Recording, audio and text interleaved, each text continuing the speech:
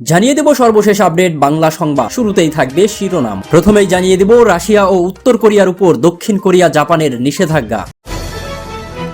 এরপরেই জানিয়ে দেব এবার সোমালিয়া জলদস্যুদের কবলে লাইবেরিয়ার জাহাজ। আরও জানিয়ে দেব গুলির চিহ্ন নেই প্রেসিডেন্ট রাইসিকে বহনকারী হেলিকপ্টারে। আর সর্বশেষ জানিয়ে দেব ইসরায়েলকে রাফায় হামলা বন্ধের আদেশ আইসিজের। এতক্ষণ শুনছিলেন সংবাদ শিরোনাম, এখন থাকছে বিস্তারিত। অস্ত্র ব্যবসার অভিযোগে রাশিয়া ও উত্তর কোরিয়ার উপর নিষেধাজ্ঞা আরোপ করেছে দক্ষিণ কোরিয়া ও জাপান। রাশিয়া ও উত্তর কোরিয়ার কিছু ব্যক্তি, সংস্থা ও জাহাজের উপর একগুচ্ছ নিষেধাজ্ঞা দেয় দেশ দুটি। শুক্রবার নিরাপত্তা পরিষদের প্রস্তাব লঙ্ঘন করে উত্তর কোরিয়া থেকে রাশিয়া অস্ত্র সংগ্রহের এমন সিদ্ধান্ত নেওয়া হয়। ব্রিটিশ বার্তা সংস্থা রয়টার্স জানিয়েছে এমন খবরই। এক বিবৃতিতে উত্তর কোরিয়ার পররাষ্ট্র মন্ত্রণালয় জানিয়েছে, উভয় দেশের মধ্যকার অস্ত্র বাণিজ্য এবং অন্যান্য কার্যকলাপের জন্য উত্তর কোরিয়ার 7 ব্যক্তি এবং 2 রুশ জাহাজের উপর নিষেধাজ্ঞা আরোপ করা হয়েছে। বিবৃতিতে আরও বলা হয়, রাশিয়া এবং উত্তর কোরিয়ার মধ্যে সামরিক সরবরাহ পরিবহনের জন্য প্রচুর পরিমাণে কন্টেইনার বহন করছে রুশ ওই জাহাজগুলো। দেশ দুটির এমন কার্যকলাপ জাতিসংঘের নিরাপত্তা পরিষদের রেজুলেশনের স্পষ্ট লঙ্ঘন। এদিকে জাপান ও রাশিয়ার 11টি সংস্থা ও এক ব্যক্তির বিরুদ্ধে নিষেধাজ্ঞার ঘোষণা দিয়েছে। ইউক্রেনে অভিযান চালাতে রাশিয়াকে সামরিক সহায়তা দেওয়ার কাজে এসব সংস্থা ও ওই ব্যক্তি জড়িত বলে অভিযোগ টোকিওর। জাপানের প্রধানমন্ত্রী পরিষদ সচিব ইয়োশিমাসা হায়াশি এক সংবাদ সম্মেলনে বলেন, উত্তর কোরিয়ার কাছ থেকে রাশিয়ার অস্ত্র সংগ্রহ করার বিষয়টি জাতিসংঘের সংশ্লিষ্ট লঙ্ঘন। প্রস্তাবে উত্তর কোরিয়া থেকে অস্ত্রশস্ত্র ও অন্যান্য উপকরণ সংগ্রহ এবং দেশটিকে অস্ত্রশস্ত্র ও উপকরণ সরবরাহ নিষিদ্ধ করা হয়েছে। যুক্তরাষ্ট্র ও দক্ষিণ কোরিয়ার অভিযোগ, ইউক্রেন যুদ্ধে ব্যবহারের জন্য রাশিয়াকে অস্ত্র দিচ্ছে উত্তর কোরিয়া। তবে মস্কো ও পিয়ংইয়ং এই অভিযোগ অস্বীকার করে আসছে। যদিও দেশ দুটি গত বছর নিজেদের মধ্যে সামরিক সম্পর্ক জোরদারের অঙ্গীকার করেছে। দক্ষিণ কোরিয়ার পররাষ্ট্র মন্ত্রণালয়ের দাবি, সিরিয়ায় উত্তর কোরিয়ার রাষ্ট্রীয় একটি কোম্পানির প্রতিনিধিত্বকারী একজন উত্তর কোরীয় নাগরিক 2022-23 সালের মধ্যে রাশিয়া ভিত্তিক ভাগনার গ্রুপের এক সদস্যের সঙ্গে অস্ত্র বাণিজ্য সংক্রান্ত আলোচনা করেছিলেন। জাতিসংঘের বিশেষজ্ঞ প্যানেলের তৈরি করা এক বার্ষিক প্রতিবেদনে উদ্বুদ্ধ করে দক্ষিণ কোরিয়ার পররাষ্ট্র মন্ত্রণালয় কথাই বলেছে। মন্ত্রণালয় আরও বলেছে, একটি রুশ কোম্পানিতে নিযুক্ত অপর একটি ব্যক্তি রাশিয়া থেকে উত্তর কোরিয়ায় ডিজেল স্থানান্তরের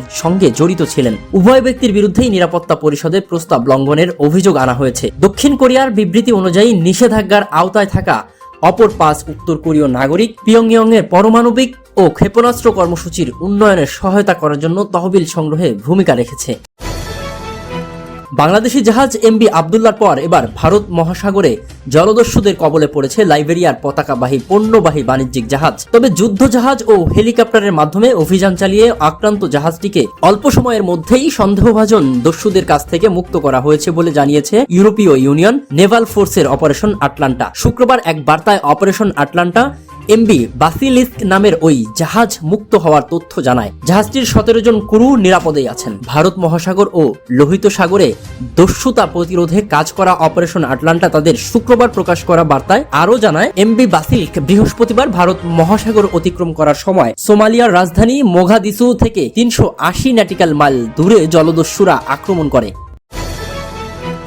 ইরানের প্রেসিডেন্ট ইব্রাহিম রাইসিকে বহনকারী হেলিকপ্টার বিধ্বস্ত হওয়ার ঘটনায় প্রথম তদন্ত প্রতিবেদন প্রকাশ করেছে দেশটির সামরিক বাহিনী। ওই প্রতিবেদনে বলা হয়েছে, প্রাথমিকভাবে হাতে আসা তথ্যের ভিত্তিতে একে দুর্ঘটনা বলেই মনে হয়েছে। হেলিকপ্টারটিতে হামলার কোনো প্রমাণ আপাতত পাওয়া যায়নি। ইরানের পূর্ব আজারবাইজান প্রদেশে ভারজাগান এলাকায় রোববার ওই হেলিকপ্টার বিধ্বস্ত হয়।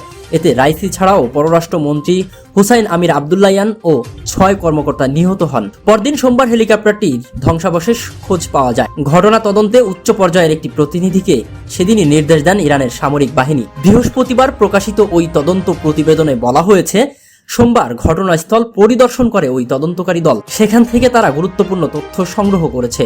রাইসিকে বহনকারী হেলিকপ্টারটি পুনর্নির্ধারিত পথ দিয়েই যাচ্ছিল। পার্বত্য এলাকায় হেলিকপ্টারটি বিধ্বস্ত হওয়ার পর সেটিতে আগুন ধরে যায়। হেলিকপ্টারের ধ্বংসাবশেষে গুলির আঘাতের চিহ্ন বা এ ধরনের কোনো আলামত পাওয়া যায়নি। স্থানীয় সময় সোমবার ভোর 5টার দিকে ইরানের কয়েকটি ড্রোন ওই হেলিকপ্টারটি খুঁজে পায়। এর কিছুক্ষণ পরেই সেখানে উদ্ধারকারী দলের সদস্যরা পৌঁছান বলে জানানো হয়েছে তদন্ত প্রতিবেদনে। এতে আরও বলা হয়, বিধ্বস্ত হওয়ার আগে হেলিকপ্টারটির সঙ্গে ভূপৃষ্ঠে থাকা নিয়ন্ত্রণ কক্ষের যে যোগাযোগ হয়েছিল তাতে সন্দেহজনক কিছু পাওয়া যায়নি। তদন্তকারী দলের হাতে আরো কোনো তথ্য এলে তা যথাসময়ে দেশের মানুষকে জানানো হবে। আর রাইসি সহ হেলিকপ্টারটিতে থাকা 8 জনের মৃত্যুতে গত সোমবার ইরানে 5 দিনের জাতীয় শোক ঘোষণা করা হয়েছে। এরই মধ্যে বৃহস্পতিবার দেশটির উত্তর পূর্বাঞ্চলীয় মাসহাদ শহরে রাইসিকে দাফন করা হয়েছে। এদিনই তেহরানে দাফন করা হয় পররাষ্ট্রমন্ত্রী আমির আবদুল্লাহিয়ানকেও। দাফনের আগে মরদেহ নিয়ে শোকযাত্রায় অংশ নেন লাখো মানুষ।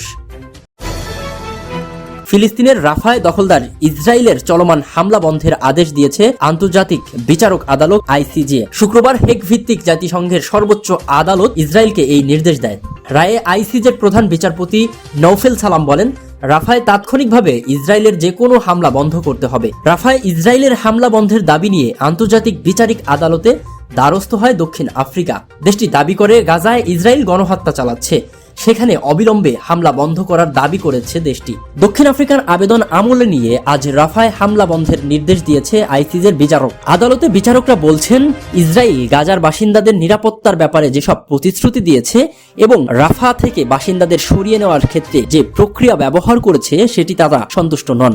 ব্রিটিশ সংবাদ মাধ্যম বিবিসি জানিয়েছে, আজ আন্তর্জাতিক বিচার আদালত যে নির্দেশ দিয়েছে সেটি দেওয়া হয়েছে মূলত যেন গাজার সাধারণ মানুষের অবস্থার আরও অবনতি না ঘটে। এছাড়া জাতিসংঘের সর্বোচ্চ এই আদালত এবারই প্রথমবারের মতো দখলদার ইসরায়েলকে এমন নির্দেশ দিয়েছে, যেটির মাধ্যমে তাদের সামরিক পরিকল্পনায় বড় পরিবর্তন আনতে হবে। আজকের খবর এ পর্যন্তই।